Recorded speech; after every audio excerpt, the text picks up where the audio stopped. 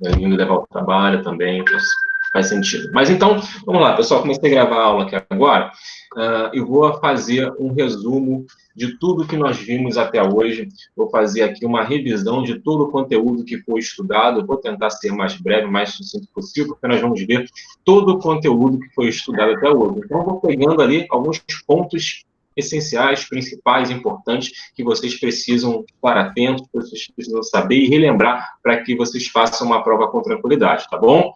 Caio, quer falar alguma coisa, Caio?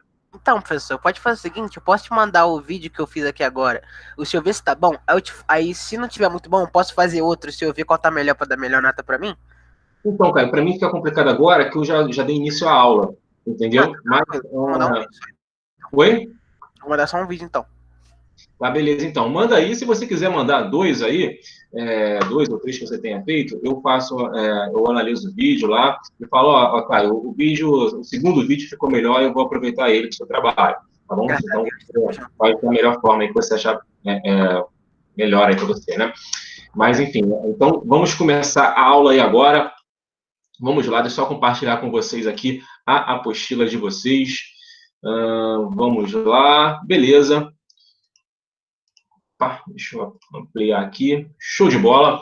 Vamos lá, pessoal. Nós vimos aí, desde o início, desde a unidade 1, já tem tempo, né? Vimos aí a origem da Terra, o processo de formação da Terra, né? Esse processo de formação que é originado lá pelo Big Bang, né?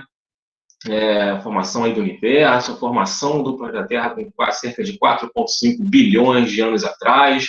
Então, vimos um pouquinho sobre isso aí. Isso aí não é tão importante que vocês peguem aí, né, leiam isso aí com tanta intensidade, não é preciso. Agora, o modelo geoquímico, modelo físico é importante, né, a estrutura interna da Terra. Aqui no modelo geoquímico, vai considerar crosta, manto superior, manto inferior, núcleo externo e núcleo interno, e o modelo físico, que considera aqui a litosfera, essa camada superficial, a estenosfera, que pega aqui o núcleo, que pega o manto, a mesosfera, que pega aqui o manto inferior, e a endosfera, que é ali o núcleo, né, composto ali pelo núcleo interno e núcleo externo. Então, esses modelos aqui é importante que vocês conheçam, é importante que vocês saibam, né, essa divisão do planeta Terra aí, desse interior, da estrutura interna da Terra. Isso aí é importante que vocês esperem, que vocês lembrem, né? Lembrando que o manto, né, essa parte aqui do manto, é a parte mais importante, porque é através dela que nós vamos ter os processos endógenos, né, como o tectonismo e o vulcanismo, justamente nessa parte ali do manto, porque é no manto que vai se originar a chamada corrente de convecção que eu falei para vocês, e essa corrente de ascensão de magma, né, essa corrente constante que forma um fluxo, que forma ali uma corrente, né, que forma ali uma subida e depois uma descida do magma, vai acabar ocasionando ali a movimentação das placas tectônicas e também faz com que haja um extravasamento de magma em forma de lava, né, em áreas de falhamentos tectônicos. Né? Isso é então importante que vocês tenham em mente. Aqui fala um pouquinho sobre o modelo geoquímico, o modelo físico. Isso aqui não é importante, não vou pedir essa tabelinha para vocês, tá bom, gente? Então, só para que vocês depois compreendam mais a fundo, mas não é importante para a prova de vocês, não cobrir nada com relação a isso, beleza? Aqui nós temos a história aqui da Terra, né, uma tabelinha com a história da Terra, que mostra ali os períodos, as épocas, as eras, né? Tem a evolução biológica, a paleogeografia, né, os processos aí de formação do relevo, de transformação do relevo terrestre, de fragmentação dos continentes. Então, tudo isso está aqui nessa parte de paleogeografia. Também não vou cobrar nada referente a esses nomes aqui, a essas épocas. Eu sei que é difícil, né, gravar tudo isso daqui, então fiquem tranquilos, eu não vou cobrar nada disso referente a essa questão aqui, dessa tabelinha das eras geológicas, beleza? Minerais e rochas, né? Aqui nós vimos também um pouco sobre a formação das rochas, né? A formação dos minerais, né? Como que se forma uma rocha, enfim, vimos um pouquinho sobre isso. É importante aqui, o que é importante para a gente, rochas ígneas ou magmáticas, sedimentares, metamórficas, é importante que vocês compreendam esse processo de formação das rochas e como essas rochas vão ser formadas, qual a composição dessas rochas. Então, as rochas ígneas ou magmáticas são as rochas ali formadas através do processo de extravasamento de magma. Então, o nome já diz, né? Magma, então, a rocha magmática, então, vai ser através do magma, seja intrusiva, aquela rocha que é formada abaixo do subsolo, que tem um resfriamento lento, sejam as extrusivas, que são formadas na parte externa do solo, ou seja, na superfície, né, quando o vulcão expele lava, essa lava ela vai se resfriar rapidamente, são as rochas magmáticas extrusivas, ou ígneas extrusivas, certo? Então, essa aí é a caracterização desse tipo de rocha, como nós já vimos. As rochas sedimentares, que, como eu falei para vocês, são as rochas que são formadas pelo acúmulo de sedimentos. Imagina ali milhares e milhares de anos de sedimentos se acumulando, esses sedimentos vão se compactando e formam as rochas sedimentares. Nessas rochas sedimentares, nós também temos ali a presença de restos orgânicos, porque não somente minerais das rochas vão se compactando, mas também restos orgânicos, né, como restos de plantas, restos de animais, e tudo isso aí vai sendo compactado nessas rochas sedimentares, né? As chamadas bacias sedimentares, que nós vamos ver mais à frente, são áreas ali com grande processo de deposição, um grande processo deposicional. E nessas áreas de bacias sedimentares, inclusive, nós encontramos petróleo. É uma área ali com grande presença ali de combustíveis fósseis. As rochas metamórficas, né? As rochas metamórficas, elas passam por uma metamorfose. Diferentes minerais, diferentes tipos de rochas acabam se agregando, acabam se juntando, mas como uma rocha sólida, né, como duas rochas sólidas conseguem se juntar. Se a gente pegar duas rochas ali, a gente não vai conseguir fazer com que elas se juntem, né? Se nós pegarmos duas canetas, é impossível que nós consigamos aqui, ó, juntar essas duas canetas, mas através da temperatura, que faz com que esse material fique maleável, e da pressão que junta essas duas canetas, é possível transformarmos no quê? Numa caneta aqui com diferentes características mineralógicas. Então, uma rocha A e uma rocha B, se essas rochas A e B aquecem muito, elas vão se tornar como lava. E se nós exercermos uma pressão sobre essas duas rochas, vai ser possível que essas rochas se fundam, né? Então, nós temos um processo aí de formação de rochas metamórficas. Diferentes rochas acabam se juntando e formando uma só. Uma rocha A com uma rocha B se transformam numa rocha AB. E com isso, nós temos aí a formação de uma rocha metamórfica, né? Um processo ali de metamorfismo da rocha, ok? Então, rocha metamórfica aí também é um processo bem peculiar e bem importante de formação dessa rocha. Beleza? Aqui nós temos o ciclo das rochas, né? Uma rocha que é sedimentar, ela pode se transformar numa rocha metamórfica, uma rocha metamórfica pode se transformar numa rocha ígnea, e assim sucessivamente. Existe sempre um ciclo ali das rochas, de formação das rochas, né? Tem sempre ali um ciclo constante de formação e transformação dessas rochas. As estruturas geológicas, né? Os processos tectônicos que nós vimos lá, importantes também essas estruturas geológicas, os escudos cristalinos, né, que são os dobramentos mais antigos, que são as áreas aí mais intemperizadas, que sofreram maior processo de rebaixamento, que sofreram maior desgaste ao longo do tempo. Se são antigos, sofrem constantemente com intemperismo, e com isso eles vão rebaixando ao longo do tempo. Dei o exemplo para vocês que o território brasileiro, ele é considerado ali, grande parte dele ali de escudos cristalinos, né, de áreas altamente intemperizadas, altamente rebaixadas devido a esse processo de formação antigo do território brasileiro. Temos também os dobramentos modernos, que são as áreas consideradas aí como as áreas mais elevadas, Alpes suíços, Cordilheira dos Andes, Cordilheira do Himalaia, montanhas rochosas. Temos diversos dobramentos modernos no mundo que estão justamente em áreas de intenso choque de placas tectônicas, que vai fazendo com que esse relevo sofra um soerguimento constante. Então, até hoje, sofre esse soerguimento, então, por isso que são dobramentos modernos. Aqui, nos escudos cristalinos, esses soerguimentos pararam há milhões de anos atrás, por isso são antigos. Nos modernos, esses dobramentos continuam acontecendo e por isso continua ali surgindo, continua tendo esse processo aí ativo. Beleza? As bacias sedimentares, como eu disse para vocês, né, que são áreas ali de depressões preenchidas por sedimentos das áreas mais altas. Essas áreas mais altas perdem sedimentos e sedimentos vão se depositando ao longo ali dessas depressões, desses vales, onde vão depositando sedimentos minerais e também sedimentos orgânicos, né? Então formando inclusive aí os combustíveis fósseis, como eu disse para vocês. Deriva continental, teoria da deriva continental, né, e das placas tectônicas.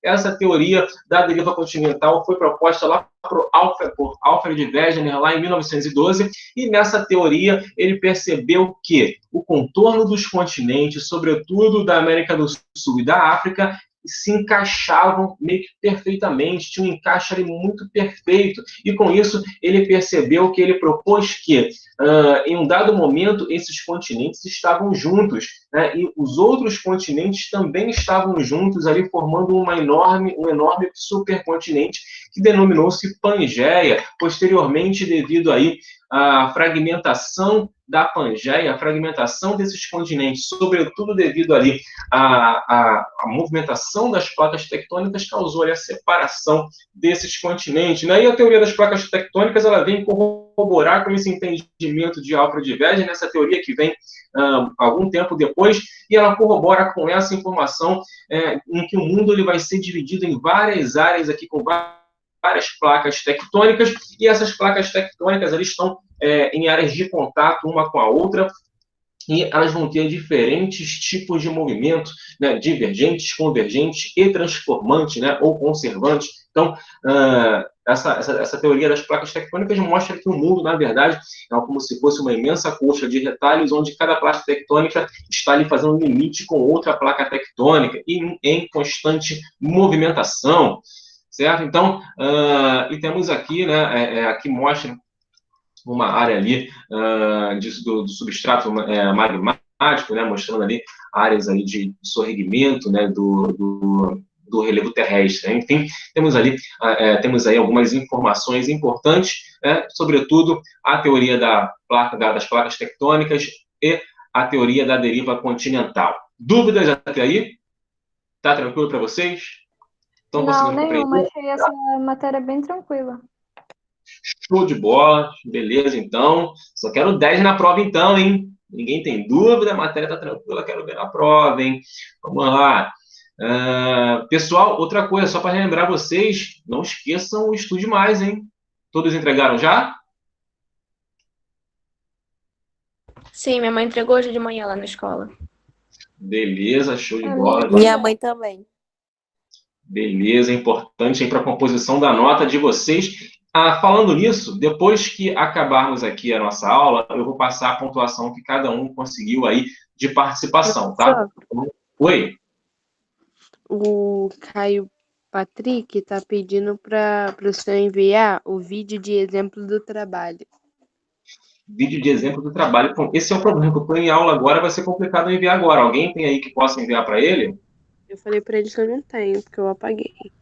Thaís, você pode enviar o seu trabalho como exemplo? Seu trabalho eu tenho um vídeo, vou mandar para ele. Beleza, Beli. Então, tranquilo. Show de bola. Então, enviem para ele, por favor. Então, galera, depois eu vou passar, então, essa pontuação para vocês que vocês fizeram aí de participação, tá? Então, quem participou das aulas, quem esteve presente nos exercícios, né? Quem fez os exercícios, eu vou estar passando para vocês aí, para que vocês possam visualizar a nota de vocês, tá bom?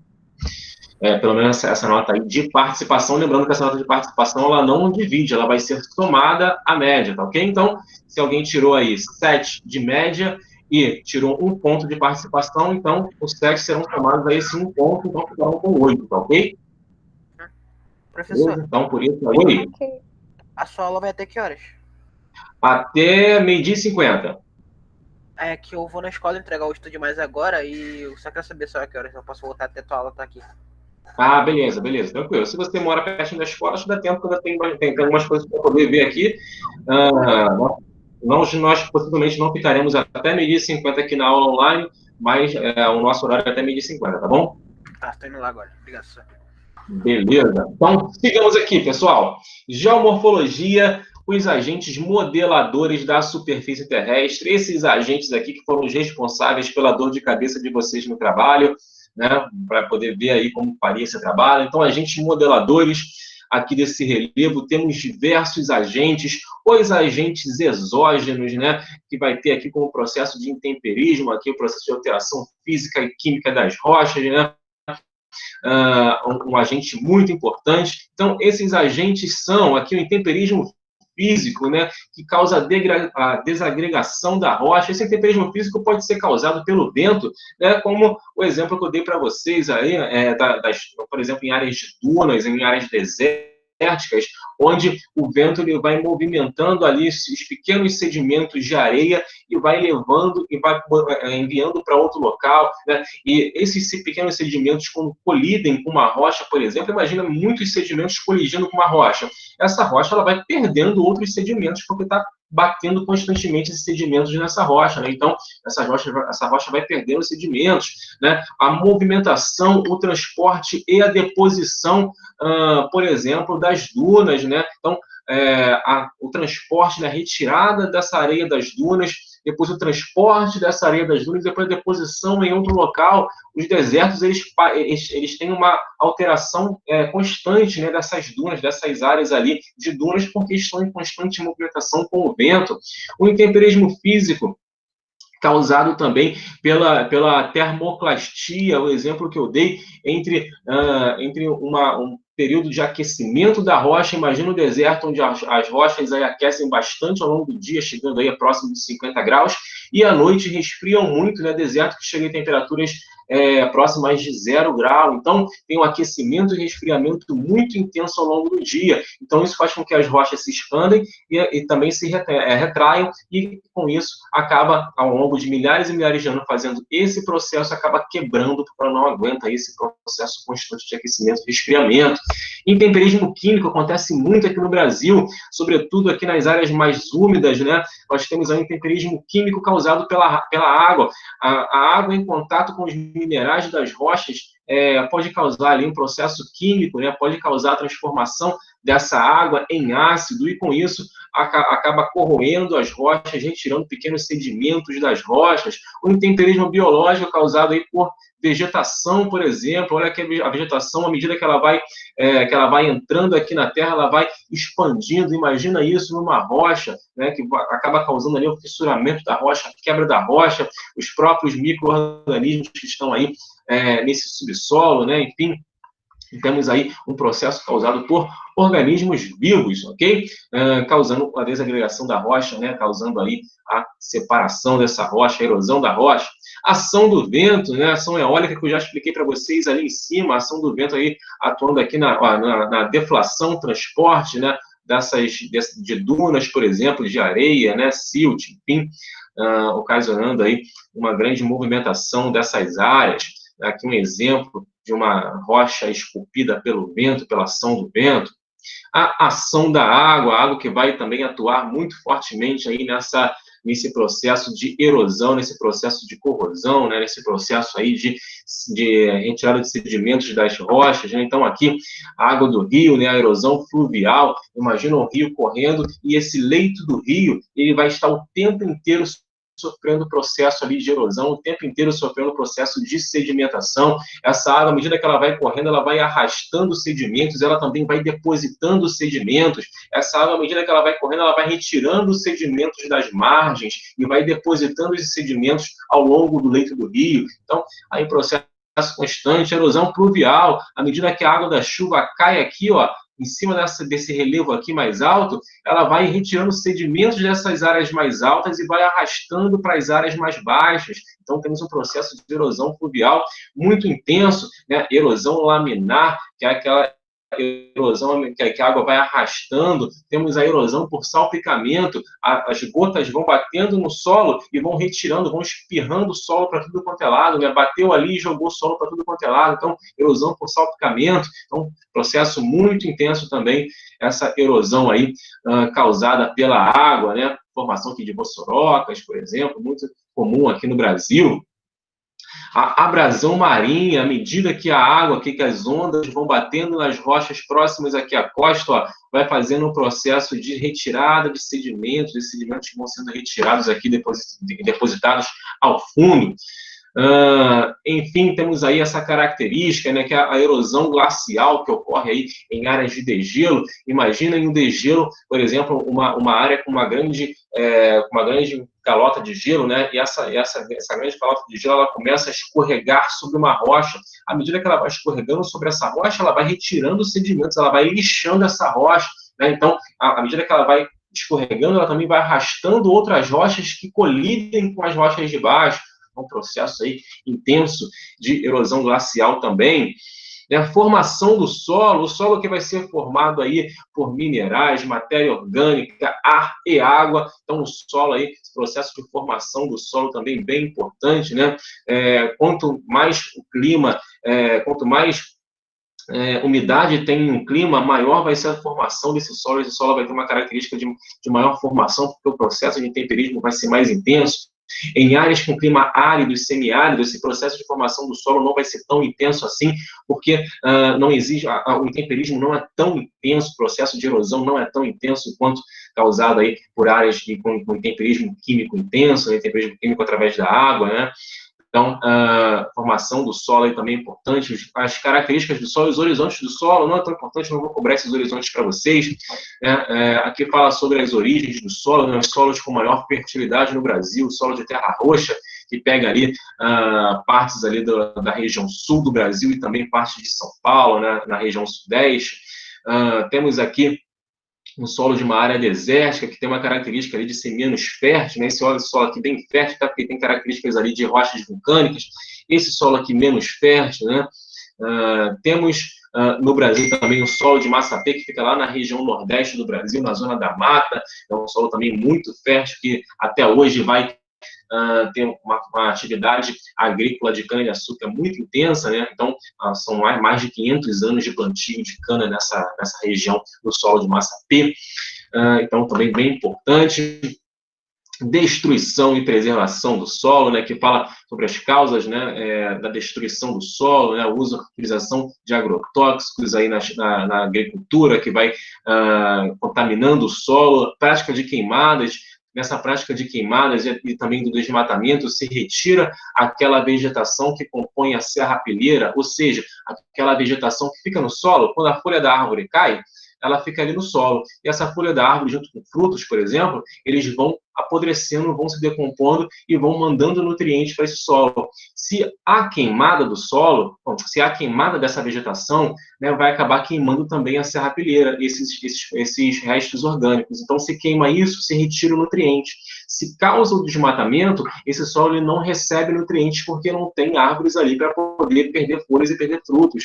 Então, isso causa ali a destruição do solo, a desertificação, o processo de desertificação, né? Então, esse solo vai ficando cada vez mais infértil, né? Com cada vez menos nutrientes, né? Então, processos aí bem peculiares, né? Que acontecem muito no Brasil, sobretudo nas áreas desmatadas aí, né? Áreas da floresta amazônica, do cerrado brasileiro.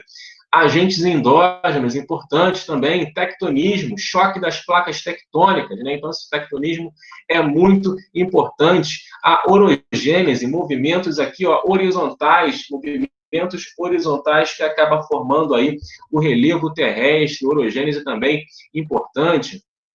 Temos as áreas aqui, ó, de ação das placas tectônicas, as áreas transformantes ou conservativas de placas tectônicas são aquelas que correm lateralmente. Temos as placas com limites divergentes que se afastam. Temos as áreas de limite convergente. Limite convergente é aquele que se choca, certo? Então, temos aí essa característica. Áreas de subducção. Subducção é quando acontece isso aqui, ó. Uma placa tectônica afunda e a outra sobe. Então, essa que afunda está numa área ali de subducção, né? Numa área aqui de obducção, né? Ocorre quando as duas placas têm a mesma densidade e são forçadas uma contra a outra aí. Então, é uma área de obducção ou ou quando acontece ali o dobramento, né, dessa placa tectônica.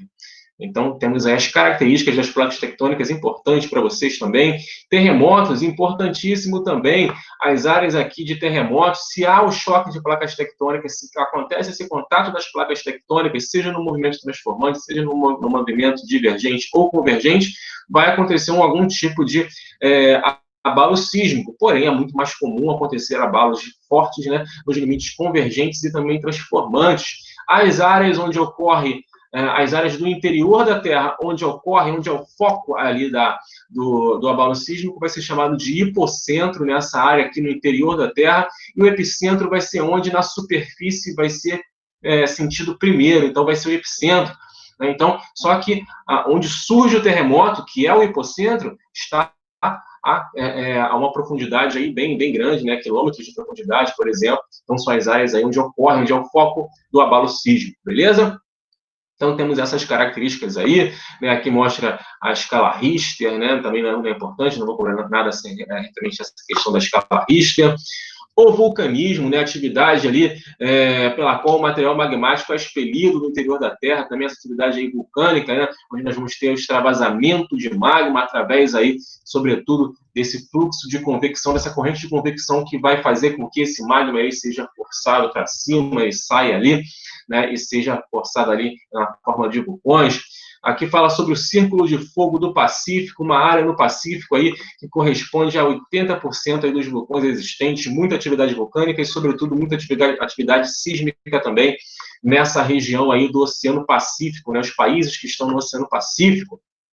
E a epirogênese, que é um movimento aí vertical, que é quando as placas tectônicas elas estão aqui, ó, uma fazendo limite à outra, e de repente, né, esse relevo ele faz esse movimento. Então temos aí um movimento vertical, não um choque, na verdade ali é uma subida desse relevo, né? Então um movimento de epirogênese. Dúvidas, galera? Tranquilo?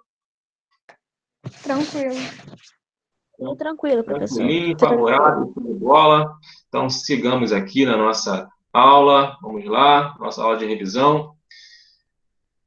Unidade 3 agora, a estrutura geológica do Brasil. Nós vimos que o Brasil ele tem uma estrutura geológica bem peculiar. É um terreno extremamente antigo, né, que sofreu muito processo erosivo ao longo de milhares e milhares de anos. Nós temos no Brasil, então, aqui áreas com escudos cristalinos, bacias sedimentares, né? Então, são áreas aí bem características aqui do Brasil. Não temos dobramentos modernos, porque são as áreas de choque de placas tectônicas. Então, aqui fala sobre as bacias sedimentares, que correspondem a grande parte do território brasileiro, até porque o território brasileiro sofreu muita erosão e todo esse material erodido tem que ir para algum local, né? Então, as bacias sedimentares que recebem sedimentos dessas áreas erodidas vão formar grande parte do território brasileiro. Né? Temos também as áreas com os escudos cristalinos aí que respondem por 36% do território brasileiro, da superfície do território brasileiro. São essas áreas aí mais altas, né, que apresentam ainda o processo erosivo constante. Então temos o relevo brasileiro, falando sobre o relevo brasileiro, né, o processo aqui desse relevo brasileiro. A altimetria, mostrando aqui as áreas mais altas do Brasil, né, o Pico da Neblina, com quase 3 mil metros de altura, né, o 31 de março, também na região norte do país. Temos aí algumas características. Aqui temos o mapa altimétrico do Brasil. Quanto mais escuro, maior a altitude, quanto mais verdinho, né, quanto mais claro, indo para verde, menores as altitudes. Então, as áreas verdes aqui são áreas de planície, e as áreas mais escurinhas aqui são áreas de planalto. Então, temos aí essas características do relevo brasileiro. Sigamos aqui a classificação do relevo brasileiro. Também não vou pedir nada sobre classificação, características da classificação, por exemplo, de Haroldo de Azevedo ou de Aziz Absaber, não vou pedir nada disso. Aqui só mostra um pouco sobre essa caracterização desse relevo brasileiro, né, de acordo com esses geógrafos. Né, essa aqui foi a primeira formação, primeira caracterização do relevo brasileiro há muito tempo atrás, e nessa classificação, Haroldo de Azevedo dividiu aqui entre planaltos e planícies, ao passo ali que Aziz Absaber, ele vai dar uma outra classificação, dando mais características aqui a esse relevo brasileiro, mas também com planaltos e planícies, e já Jurandir Roys, ele vai fazer aqui um maior detalhamento do relevo brasileiro com planaltos, depressões, né, e planícies, né, ele incluiu aqui essa característica de áreas de depressão do relevo brasileiro, né, então essa última aí foi a classificação de Jurandir Rocha, que utilizou dados de satélites, imagens de satélites, através do projeto Radam Brasil, para que pudesse determinar essas características do relevo brasileiro. Deslizamentos de encostas, também importantíssima essa questão de deslizamentos de encostas, acontece muito aqui no Rio de Janeiro, acontece muito no Brasil, é um fenômeno comum em áreas de relevo acidentado, né, sobretudo devido à presença de forte umidade, né, em áreas com muita umidade, principalmente com relevo inclinado. Se tem um relevo inclinado e tem muita umidade, toda essa terra, todo esse solo acaba se desagregando e devido ali a gravidade acaba sendo forçado para baixo, né, então acaba acontecendo os processos de deslizamento de terra. Isso tem a ver também com a estrutura geológica também. Se uma quantidade ali, se uma grande quantidade de solo está em cima de uma rocha, por exemplo, imagina todo esse solo ficando muito úmido, né, vira uma espécie de lama mesmo, e toda essa lama ela vai escorregar sobre essa rocha, né, devido ao processo de formação dessa estrutura geológica. E áreas de clima tropical, áreas com clima muito úmido, como é o caso do Brasil, vão sofrer muito desse processo aí, dessa ação dos deslizamentos de encostas, de deslizamentos de terra, né? Tenho certeza que aqui em São João vocês já viram algumas áreas que passaram por esse processo de deslizamento de terra. Onde eu moro, em São Mateus, tem uma encosta ali próximo que tem até umas sirenes, né, que a prefeitura instalou para quando chove muito, né, essas sirenes são acionadas, mostrando o risco de deslizamento nessa área. Então, são áreas que sofrem muito com essa ação da chuva ali, então toda essa umidade acaba desagregando o solo. Se esse solo não tem vegetação, esse solo fica ainda mais exposto, fica ainda mais suscetível aos deslizamentos. A vegetação, as árvores, elas vão enraizando. Esse processo de enraizamento para dentro da terra acaba segurando o solo, acaba fazendo ali uma espécie de cerca ali nesse solo, né, impedindo esse solo de se desagregar. Mas quando se tira essa vegetação, acaba se tirando também as raízes que fazem esse processo de fixação do solo, de junção desse solo, e com isso se tornam muito mais suscetíveis a deslizamentos de terra. Então, vimos um pouquinho sobre isso aí também. Isso é importante também para que vocês compreendam aí para a prova, né? Façam a prova com tranquilidade. Sigamos aqui no próximo conteúdo. Os recursos minerais do Brasil é importante também para a prova de vocês. Só beber uma água, estou com a garganta seca. Os recursos minerais do Brasil, eu disse para vocês que o Brasil vai ser um dos países que tem a maior quantidade na produção, né, uma parcela de produção de recursos minerais, principalmente metálicos no mundo, né? Então, o Brasil vai ser um importante produtor de minério de ferro, um importante produtor de bauxita, um importante produtor de manganês, um importante produtor de nióbio, né? Enfim, temos uma produção muito forte no mundo aí, e somos grandes exportadores de minérios, né, no Brasil, para o mundo, né? Então, o Brasil vai estar aí junto com países como Estados Unidos, Canadá, Austrália, Rússia, China, como os principais produtores de minério aí do mundo, né? Então, temos aqui os principais do Brasil, né? A classificação aqui dos ferrosos, né? Dos minerais não ferrosos, os não metálicos, né? Então, temos aí essa classificação, essa caracterização desses tipos de minerais, né, os metálicos, né, aqueles que apresentam metal na estrutura, o exemplo aí, cobre da bauxita, do ferro. Os não metálicos são aqueles que não apresentam metal na estrutura, né, temos aí sal, temos areia, calcário, enfim, são utilizados aí, por exemplo, calcário para fabricação de cimento. Então, temos aí essa característica desses minerais do Brasil. Temos aqui os recursos minerais espalhados pelo mundo. Mostra aí como que esses recursos minerais estão espalhados. Não vou pedir para vocês procurarem nada, para vocês apontarem qual o maior país produtor de tal recurso mineral. Não vou pedir isso, fiquem tranquilos. Tem uma tabelinha também aqui, né, com a produção mundial aí desses minerais aí, minério de ferro, né, ao longo do tempo aí. Enfim, aqui os minerais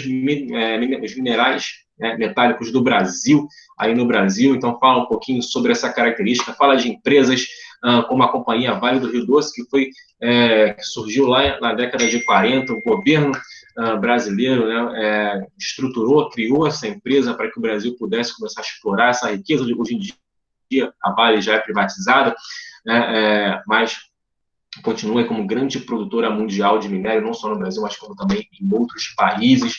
Tem áreas muito importantes que eu vou falar para vocês, que é algo que é importante que vocês peguem nessa aula, né, de revisão: o quadrilátero ferrífero de Minas Gerais. E essa área no Brasil é a área que concentra a maior produção de minério de ferro aqui no nosso país, né? Então, grande parte da produção está justamente nessa área ali de Minas Gerais, no quadrilátero ferrífero. Falei de Mariana, falei de Brumadinho, áreas que tiveram aquele desastre ambiental decorrente aí da extração, da exploração do minério de ferro, sobretudo. Então, são áreas aí com grande produção aqui no Brasil desse minério, que é muito importante, que é exportado para diversos países como China, como Estados Unidos, como Japão, países da União Europeia, que acabam comprando bastante desse minério aqui do Brasil, né? Então, grande produção aí nessa região de Minas Gerais. Temos aqui também o maciço do Urucum, lá no Mato Grosso do Sul, que também produz bastante ferro e manganês, mas grande parte desse minério ele vai ser enviado para os países da América do Sul e não para consumo interno, especificamente do Brasil, ou para exportação para outros países, né? Vai praticamente para a América do Sul, devido à localização aqui de Corumbá, né? Que fica ali muito próximo da fronteira com a Bolívia, muito próximo ali da fronteira com outros países da América do Sul, e fácil, o escoamento muito mais fácil para esses países do que para outras regiões do país, né? A Serra dos Carajás, que hoje em dia vai concentrar também uma importante produção mineral aqui no país. É o estado do Pará que hoje em dia concentra a maior instância mineralógica do país, né? Uma grande produção e também uma grande reserva de minério também. Então, essa região ali do Pará tem uma grande quantidade de minério, que consegue ainda produzir minério durante muitos e muitos anos aí, mantendo aí essa produção atual que nós temos no Brasil. Temos aqui os impactos ambientais decorrentes da produção mineral no Brasil. Os impactos ambientais vocês já viram na televisão sobre Brumadinho e Mariana, né? Os rejeitos que são gerados ali na produção de minério, por exemplo, esses rejeitos que são depositados no solo diretamente, esses rejeitos que podem conter elementos tóxicos que podem contaminar o lençol freático, que podem contaminar o solo, podem contaminar os animais, podem contaminar rios. Então, temos aí um grande impacto ambiental na atividade mineral no Brasil. Eu dei um exemplo para vocês, por exemplo, na extração do ouro, que quando, para se separar o ouro da rocha, utiliza-se, nesse processo de refino, se utiliza o mercúrio, que é extremamente tóxico para o meio ambiente, para os animais, né, para o ser humano. Então, isso é um exemplo, mais um exemplo de como essa atividade ela é danosa ao meio ambiente, né? Se faz necessário, porque um país ele precisa se desenvolver, então ele precisa, sim, desses recursos, mas seria, quanto menor o impacto ambiental, quanto maior a sustentabilidade nesse processo produtivo, melhor para o país, porque ele vai ter aí menos impactos ambientais decorrentes desse ramo da atividade, né, que é o ramo aí da atividade extrativista, né? Temos aí outros impactos, né, outros danos que são causados aí, além dos já mencionados, que causam aí grande perda de biodiversidade, muitos problemas aí para o Brasil, até mesmo de confiança aí do investidor externo, né, que vê o Brasil como um grande poluidor. Então, esse é um problema aí muito comum. E a mineração lá na região amazônica, ela acontece aí, causa muito impacto. Aqui nós podemos ver uma área muito impactada lá em Minas Gerais, de extração de minério de ferro. A gente pode ver que a área não fica bonita, né, não fica legal, né, parece uma grande área ali toda desmatada, né, uma grande área toda desmatada, sofreu um grande desmatamento para o início dessa operação, né, para a retirada desses minerais. Então, a vegetação acaba sofrendo muito, o subsolo acaba sofrendo muito, os animais que estão nessa nessa localidade acabam sofrendo muito também. Enfim, temos muitos impactos ambientais decorrentes desse processo da atividade extrativa no Brasil. Temos o exemplo aqui de Brumadinho, né, de Brumadinho aqui de Mariana, né, com todo aquele rejeito que correu lá o município de Bento Rodrigues e acabou devastando esse município, causando um grande impacto ambiental, perda de vidas humanas. Então, mais um exemplo aí de como essa atividade extrativista ela pode causar, né, como ela pode causar aí grandes danos, grandes impactos, né, não só para a vida humana, mas também para a vegetação, para os animais, né, para toda a sociedade que está ali inserida nesse local. Beleza, pessoal? Vocês têm alguma dúvida com relação a tudo isso que nós vimos, galera? Como é que tá aí? Deixa eu ver se tem mais alguma coisa aqui. Eu acho que não, acho que acabou. Vou só confirmar aqui. Alguma dúvida? Não, às vezes aparece dúvida Não. só quando a gente está fazendo algum exercício, mas assim, não tem não. Beleza, não tem dúvida então. Show de bola. Deixa eu voltar aqui para mim então. Então, o que eu pedi para vocês agora, pessoal? Já que vocês assistiram aí tudo direitinho, vou pedir uma atividade para vocês. Não vou pedir para vocês fazerem exercícios, não tem lista de exercícios hoje, né? Tenho certeza que vocês estão dando graças a Deus aí, que vocês não aguentam mais fazer lista de exercícios. Eu vou pedir uma atividade que vai ajudá-los aí nesse estudo posterior de vocês. Eu vou pedir que vocês peguem aí a apostila de vocês e marquem os tópicos que vocês consideram mais importantes. Professor, acho que na unidade 1 esse ponto é importante, esse outro ponto é importante para que eu estude para a prova. E enviem para mim lá no WhatsApp, que eu vou estar complementando com o que vocês forem enviando, eu vou complementar com o conteúdo que vocês precisam estudar para a prova. Então, eu não vou deixar vocês estudarem a apostila inteira, de ponta a ponta, porque o professor tem que estudar isso tudo, não vou deixar. Fiquem tranquilos, eu vou pegar os pontos mais importantes que vocês precisarão aí estudar para a prova. Mas, com isso, eu vou pedir para que vocês façam essa tarefa, essa atividade de marcar os tópicos mais importantes, até porque vocês já vão estar estudando a partir daí, tá bom? E, possivelmente, pode aí surgir alguma dúvida que vocês tenham nesse momento de marcação. Então, a gente vai ter mais 40 minutinhos para que vocês façam isso e me passem lá no WhatsApp, que eu vou complementar com vocês aí com o conteúdo que vai ser necessário. Beleza? Ok. É só passar o marcador mesmo, né?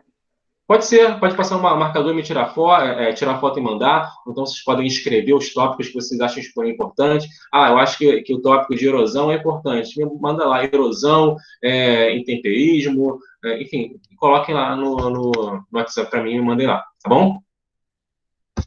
Tá bom. Tchau, professor. Beleza, valeu, galera. Tchau, tchau. Até a próxima aula.